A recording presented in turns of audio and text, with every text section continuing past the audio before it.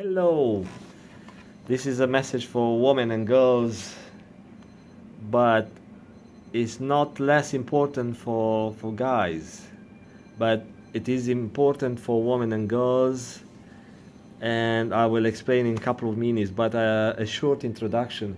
For the last probably 15 years, I do work in a wireless communication systems. What's wireless communications?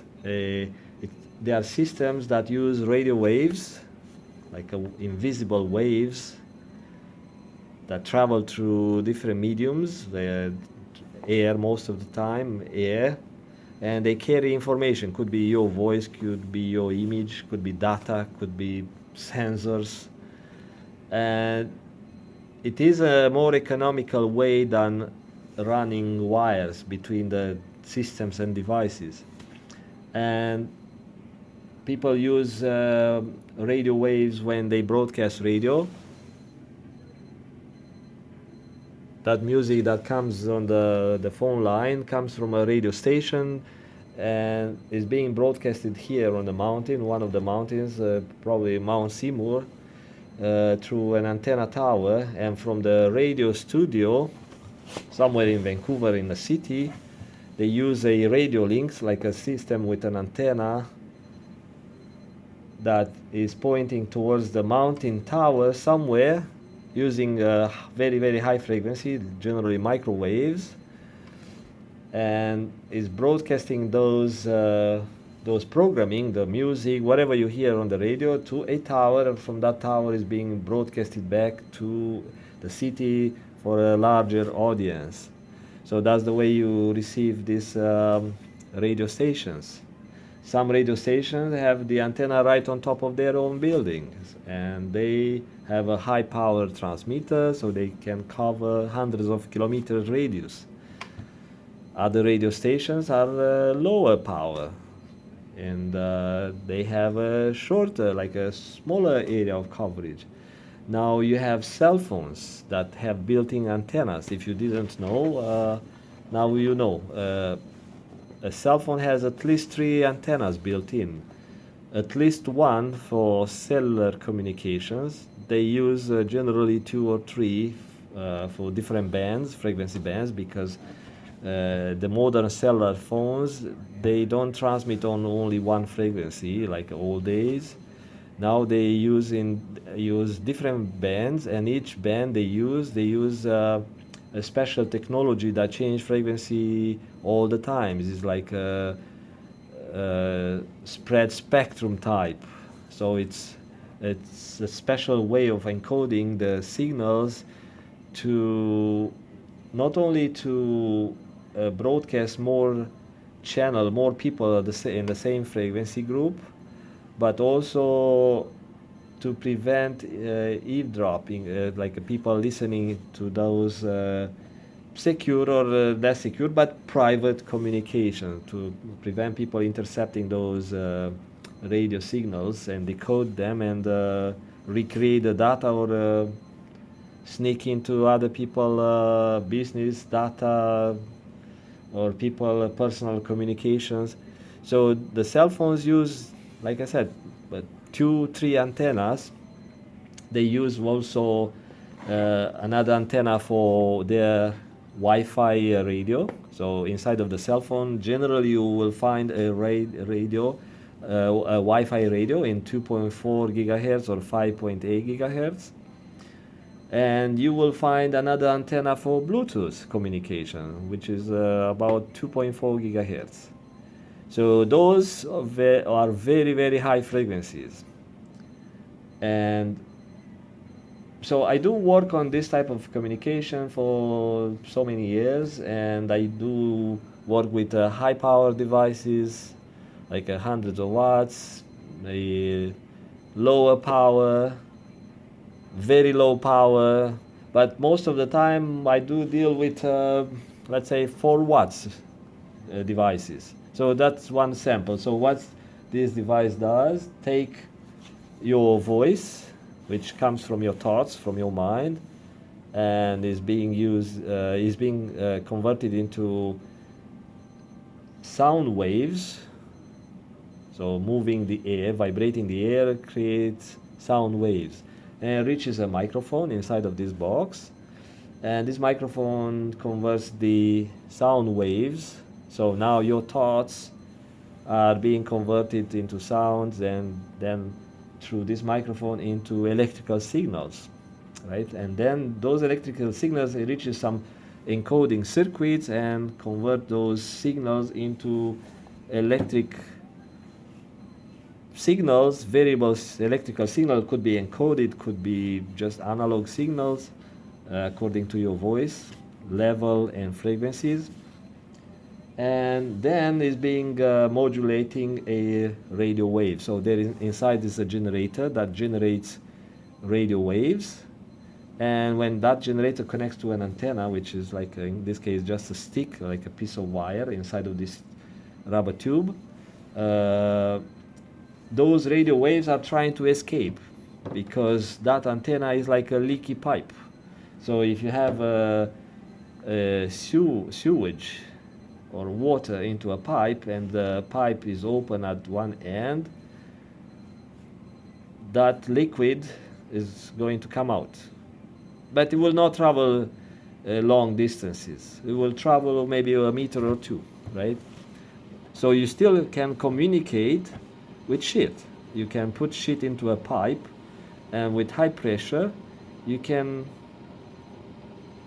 dump that shit maybe 5 meters away, right? So you can do that, but to be effective and efficient, instead of having someone next to you receiving your shit. Let's say if you have shit in your mind and you convert the shit into sound waves, so you use your vocal cords, your facial muscles and stuff, so you can modulate the shit into sounds, and now you modulate those audio waves and it goes maybe 20 meters away or 2 meters away to a receiving audience. So if someone is willing to listen to your shit, they will listen without any wireless devices. So that's the most efficient. You don't use much of an energy, right? You don't have to charge your body. I mean, you have to eat some food, but kind of easy and the basic. That's the primitive way. The first forms of the communication, which were invented by gods or by aliens, and they designed these things into humans, and now the humans can talk. In the past, before humans, they were using the telepathy. They were using these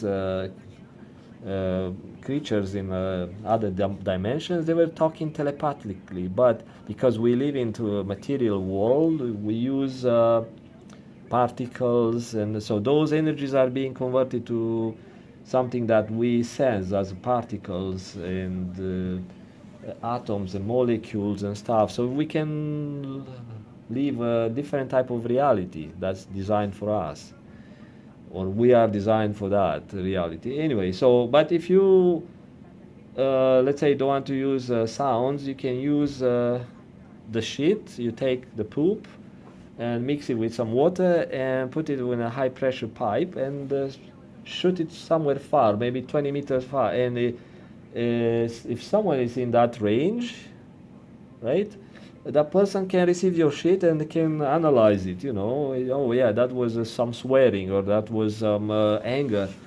So it depends how you modulate the shit. You can make it like a poop poop poop poop, it's like in short bursts.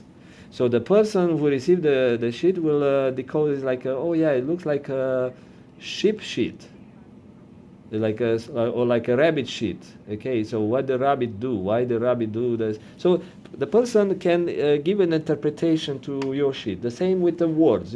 People give interpretation to your communication according to their life experience, how they were taught by their parents and stuff, how they grew up.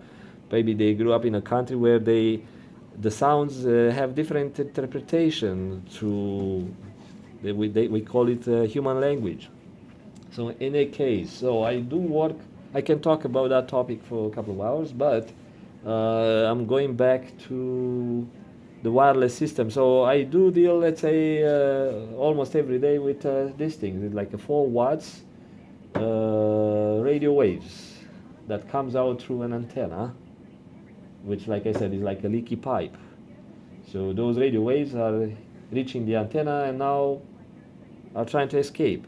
Inside, they are shielded, so they come through some circuitry that have shields, metal shields, or when they go through coaxial cables, the coaxial cable is shielded, so the radiation, the electromagnetic radiation won't escape. If you look at microwave ovens, they also have a shielded case or housing to prevent the microwave to leak out, because those are high power, like 1,000 watts microwave generator, and can do lots of damage to your cells.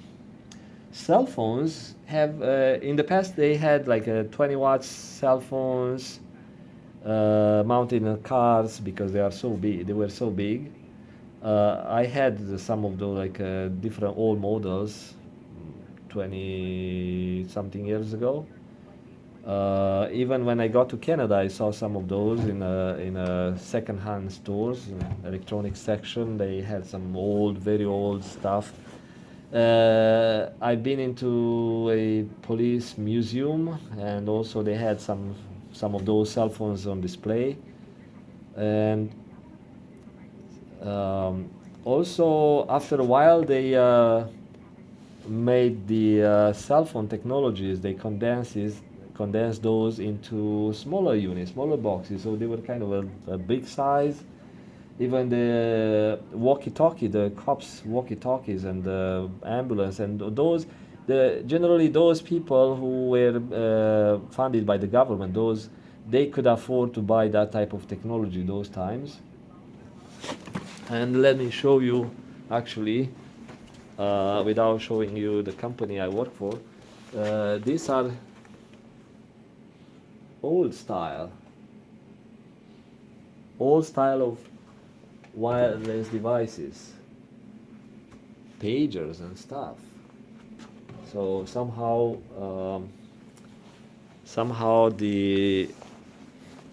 I was talking about stuff, and things come to mind and point me to right thoughts or right direction. So now my eyes accidentally went to the display where our company have a couple of old items, just for show, to show people where we started, like a long time ago. This company is in business for a long time, and so we do this type of work for a long time. And I have one of the coworkers who has at least 30 something years experience in exact the same field. He does work with this type of devices for over 30 years. So he is now 60 something, and if he started at 20 something in his country, yeah, maybe 40 years of working with wireless devices, repairing and broadcasting, transmitting, testing every single day. And he does really good job.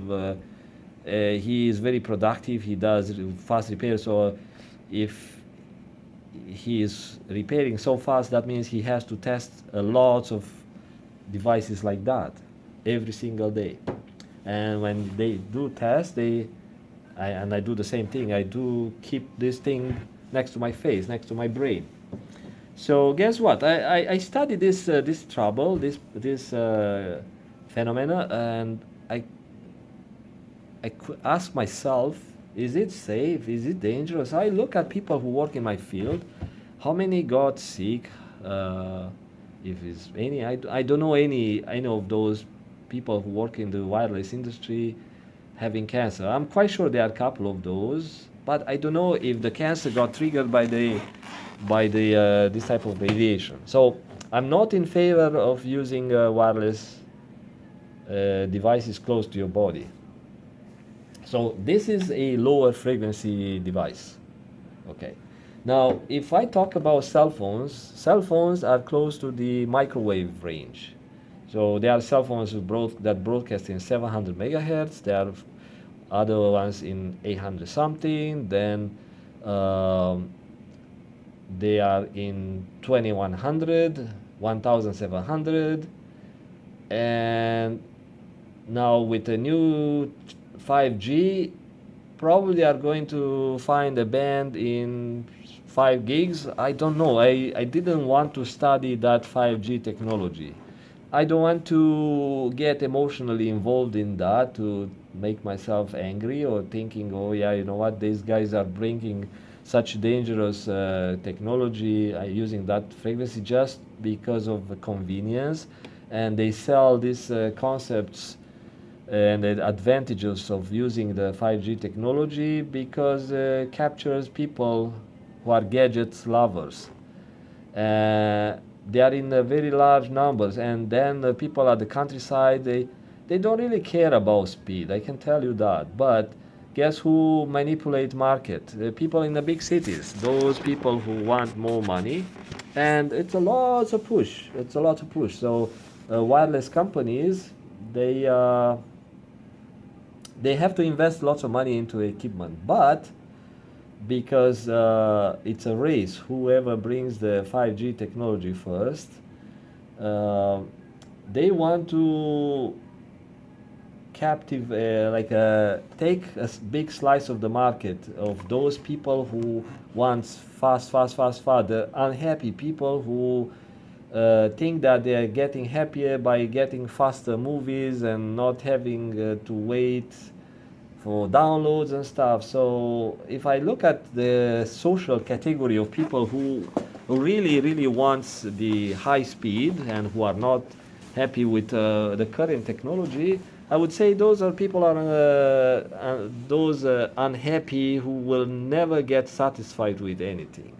So you give them smaller cell phone, they are happy for a couple of months, then they want new. Why they want new? Why they are not happy with the old? Why they are not happy with the current technology and current speed? Because they are not happy in general. They appear happy, and if you look who's that kind of like a category of people, like daily. So let's say let's assign or do some demographics or assign a profile. So it's a young person, 20 up to 30 years old, living in a city, working in a city, getting a job right after the high school, after a couple of months of searching, working, starting a nasty job in a high pressure environment where, because that's the only place where they can find jobs, because they are not trained, they don't have a work experience, and or the work in a sales or some sort of entry level jobs where they have manager yelling all the day long or putting pressure. You have to make your numbers. Oh yeah.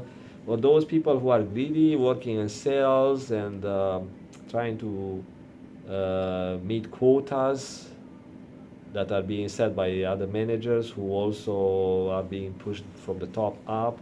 So it's a work environment for greedy people who put that pressure and stress all the way down to these young generations who don't know nothing about life.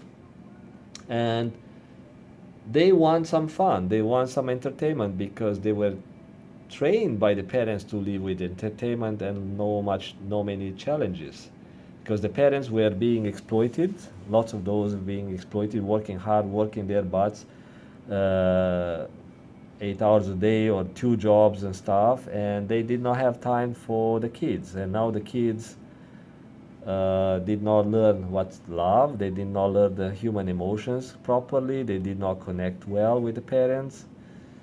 And then the teenager years come in and they start becoming rebellious because, like I said, they did not learn love, and then it's a hormonal change, they don't know how to deal with that part. And then the society restricts the teenagers to have sex or to mate. I mean, they do all the time, though it's no big deal. But in many places, many cultures, many areas, the law prevents the teens to release their sexual energies that comes triggered by the body hormonal changes, because that's the age when the body starts developing. And they have all sort of pressures, like from parents, from the society, from bosses and stuff.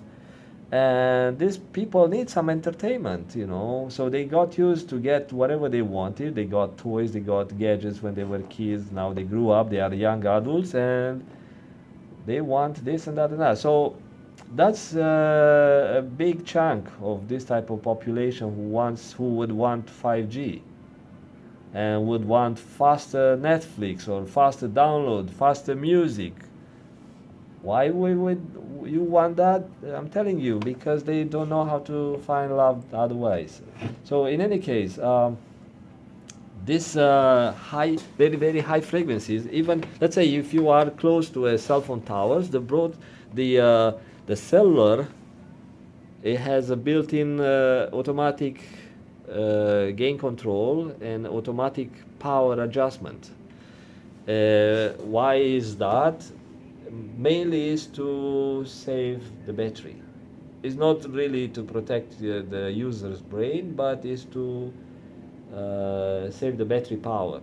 So when you're close to a cell phone tower, let's say within 2-3 kilometer, uh, your cell phone detects that signal level. That's they have a control channel, like a special frequency that talks to the cell phone hardware part that it's adjusting the power, it's setting frequencies and all that stuff. And the cell phone receives that signal level, and it knows, oh, okay, it's lots of signal, I can drop my power output. So it goes to even 0.1 watt, like 100 milliwatts, which is very low power. So it's not lots of power. But if you, let's say, if you are in outside the big city, you are on a highway or on a road or somewhere, and before you are being handed by one tower to another tower, which has a better signal, you, let's say you are maybe 10-15 kilometers from a tower, especially when you are in countryside. Now your cell phone is putting out the whole available power. It could be 0.6 watts, could be 1.2 watts, depends on the model, depends on the market. In some markets, in some countries, the cell phone is allowed to broadcast at 2 watts, like the old days.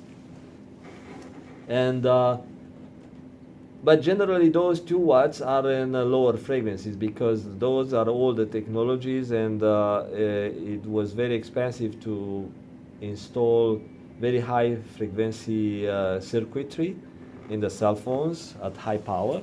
So, but now with the modern cell phones, you know, they have no problem to install 2.1 gigahertz transistors or integrated circuits like ICs into a cell phone, very tiny ones, and deliver 1 watt. So then they don't have a problem finding cheap parts that deliver that much power. And if you have, let's say, 0.5, 0.6 watts, like half a watt, close to your brain, radiating at that high frequency, that delivers lots of energy, because the higher frequency, the higher the energy is being delivered through those radio waves. And there are studies or actually experiments done with a bunch of cell phones that can pop a popcorn. So when they ring at the same time and they start broadcasting, they generate, and that amount of energy, if is near a popcorn, can show you that if they can pop a popcorn, it can do lots of damage to neurons, which are more frail, more sensitive than a popcorn grain. So let me go to the point. Using high frequency, especially 5G technologies, and using the Wi-Fi that have 5.8 gigahertz frequencies. Even they are low power. Those are like about 100 milliwatts. Could be they said it 20 dBm. But it could be 100 milliwatts, could be, if you have a higher power, could be 300 milliwatts. And now if you add a high gain antenna, what a high gain antenna is going to concentrate the radio frequency beam into a smaller area. So let's say if you have a short antenna that's tuned for that frequency but short and does not have a gain, that antenna will radiate all around, like almost 360 degree. And what you get a small portion, a small amount of that, or small energy, part of that energy, because some of that energy, let's say when you talk, some of it, that energy goes away from you, some sideways, and some of that comes to you. So if you get it closer to your face, that means you get almost half, maybe 30% of the radiated power if you get it close, because right, it's very close. So that 360 and even up, uh, imagine how much penetrates. So even it comes this way, you still get hit by some amount of that energy, that radio frequency energy. If you keep it at some distance, then you minimize, you reduce that amount of energy that it's reaching your brain and your brain cells. But if you use a high gain antenna, like people attempted to use in routers or even in cell phones, uh, what it does, it's narrow, so it reduces the amount of energy that is being lost to the sky, because you don't need to broadcast to the sky, nobody is there to listen to you. So you want to concentrate the maximum amount of power to a smaller area of interest, let's say, and they are directional antennas, they call it Yagi antennas. Even the microwave antennas, what they do, they focus that beam of energy, the radio frequency, to a certain area where it's important to be received. So let's say a receiving station is into that direction, then I need to focus my beam of energy towards that direction so I can be efficient, so nothing gets lost. I mean, you lose some of the energy sideways and behind, but to maximize the beam towards that, then it helps you to receive the best at the receiving side, and also you can extend the range, because now you have, it's like a flashlight, you narrow the beam. That means the flashlight will send that power, the same amount of power, because you don't change the bulb, the same amount of power can go farther, right?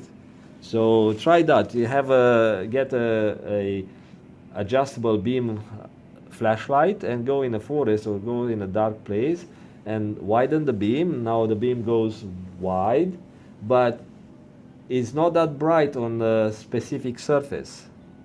But when you narrow the beam, you concentrate it, that specific surface receives more power and you will see it brighter, but you won't see much on the sides. Yes? So that's an analogy between antennas and flashlights, because it's the same thing. One works with light, which is energy at very high frequencies, and one is radio waves, which is energy at much lower frequencies. People need a little bit time to grasp the concept. Some people understand it up to some point. And now if you have this cell phone, you have it right against your head, even you have a omnidirectional antenna, but it's not an omnidirectional. They made a higher gain antenna in the cell phone. It looks like omni, but it's not omnidirectional. They try to make a higher gain antenna, so when you hold it vertically, because they assume that you don't hold the cell phone horizontally, you hold it vertically. So they designed that antenna that when the cell phone is being held against the ear vertically, it's going to broadcast on a narrower beam. So maybe 60, 70 degrees instead of 360, but 60 degrees like that away from you, and 60, 70, maybe 80 towards your head. So you still get half of that energy, especially when you are that close to your brain. So if the cell phone broadcasts at half a watt, you get maybe less than half of that energy. So 250 milliwatts would be half, maybe 200 milliwatts of high frequency striking or hit or radiating your brain cell, your neurons. Is it going to affect your health? I can say that, but what I know, it affects your DNA, because your DNA, and you may not see it. You may not see it because it takes a number of divisions, cellular divisions, to uh, be noticeable. So when you lose, I forgot the DNA endings. It has some sort of a like a cucumber caps at the end that prevents this one to keep breaking off information. I forgot. I can't I can't recall the term. But if you lose those ends, it said it's a limited number of divisions. So now, if you do some cellular damage somewhere in the information in the DNA, it might not affect you. Maybe it affects 1,000 cells or something. So you have some trillions of cells in your, some trillions of neurons in your brain. That's estimated amount. Nobody exactly knows because it's very difficult. So probably they had some microscope slices cut of the brain, and according to the number of neurons they could kind of see on the microscope, which can see everything. Maybe they guesstimated to say, you know what, this is my more concentrated area, this is less concentrated. Let's guesstimate a couple of billions of neurons. Nobody knows exactly. Some people have more, some people have less. But it doesn't seem a lot if you lose some information, some genetic information of 1,000 neurons or something. But it adds up. It adds up. And I will not get into a debate or into explanation because I'm not a part of the medical community. I don't have a medical training. It's just what I read in the past. I'm just connecting the dots. So the doctors know their stuff. I know my stuff. Okay? There are some people who know how to combine the two sciences. They work in a medical field, let's say, in the research, and they do some research, and they know electromagnetic theories and the radio systems, probably. I don't know if they teach the medical school students about radio wave theories, but probably they have some labs where they did some testing. But guess who pays those labs to conduct testing?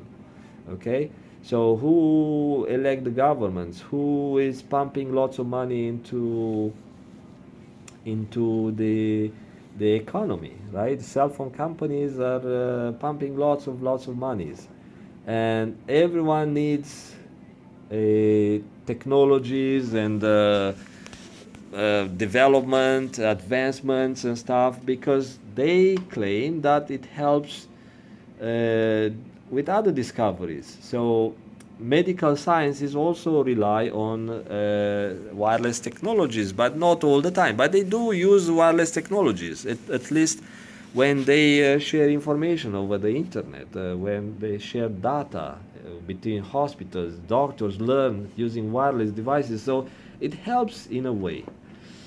And nobody in those industries are interested to put down those guys who work in a wireless industry, because they help us have a better life, I would say. So they do help, But there is, like I said, there is this push for better, more advanced, whatever, and they claim that so many diseases are going to get cured because of the higher speed technologies, and I don't see the link.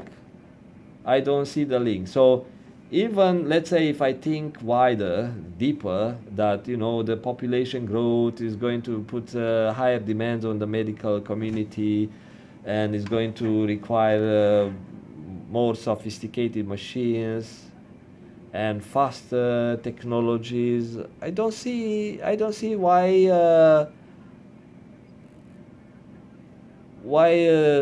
regular networks, which are really, really fast, cannot supply the data. Uh, you just sell more devices, so I don't know why you need more devices with faster data. You just sell more devices, more medical devices that has the same speed. 2 seconds waiting to download the file is not going to kill patients. It's not going to kill thousands and tens of thousands of people because of the slower data. Let's say you have 10 billions of people, and of course people will build more hospitals, right? Will build more equipment, because those medical companies will not go bankrupt overnight, right? Where there is demand, there was going to be growth. So people would look where to invest money, or what sells, or what's in demand. So what job I need to learn to do, where I make money. It's not always about where is my talent put into. So those people who want to make money, they will look, okay, there is a growth here, I'm going to invest my money, I'll make a factory to make medical devices on this technology. But if you increase the speed of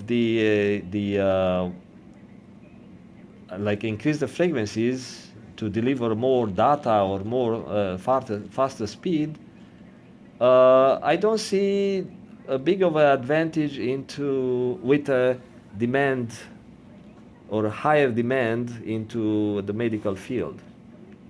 You may see something into other industrial fields, maybe, but people should learn to live a life at a slower pace. Because let's say, if one company promised, I'm going to deliver data at 5 gigabytes per second downloads, okay, people want that. You give them a candy, oh yeah, of course they will take it. Then another company will say, well, I'll deliver that too, because they go to the same vendors or other vendors on the market and say, oh yeah, if Alexis or Ericsson or somebody like that made this type of high technology, okay, we'll buy the patent, or we'll buy the parts, we'll build those modems or those wireless devices, and we'll create the product. And where is the product? Someone was going to buy it. So, but where the demand comes from the greedy people. Greedy people say, oh yeah, I want to sell more, I want to make more, I want to make more money, right? So I need faster this, faster that. So for me, I'm cool to live, I'm all right to live with slower internet. I don't mind to wait to have my Netflix, if I do watch Netflix, a little bit of buffer or something. So for me, I'm really happy. Right now, the current speeds are really okay. But there are those people who are not happy with their life, and they want more and more. So now let me go to the point. So you do damage at the cellular level, at the DNA level, actually. So guess what? A girl is born with an estimated 200,000 eggs in her body, in her ovaries. And those eggs are being released, started with puberty age, once a month, 1 egg a month or 2 eggs a month, right? Until she reaches menopause. So you expose those eggs with a natural radiation anyway. You expose those eggs with radiation that comes from radon, if you have in your building, that naturally occurs. Radiation from the sun, radiation from the cosmos. So the universe have all sorts of dangerous particles that cannot always be shielded by the UV field, the ionosphere, and other shields, or the magnetic shield of the magnetic field of the Earth. So not everything can be shielded out, kept out. Some stuff comes in, and now you go through the border crossings, X-ray. So you irradiate your eggs. You go through some machinery. You use some I don't know, some medical devices. There are so many ways. Like you have routers in your house. You have the power supplies, faulty devices that radiates, and you don't know. It's a source of. There are sources of radiation that are invisible to the human eye, or cannot be sensed by the five senses of the human body. So what you do, you expose yourself every day. Now you are tempted to get the fastest and coolest, newest gadget of the market, the 5G device that is not being tested yet by the scientific community or by the medical community. It's not tested yet. And even the tests, some people want to do tests, it requires lots of money. And if some guy does some testing in the lab, is that guy have enough scientific backup, people to support the research? Because it has to go through some corporate bullshit, some agencies that can put a stamp on that research.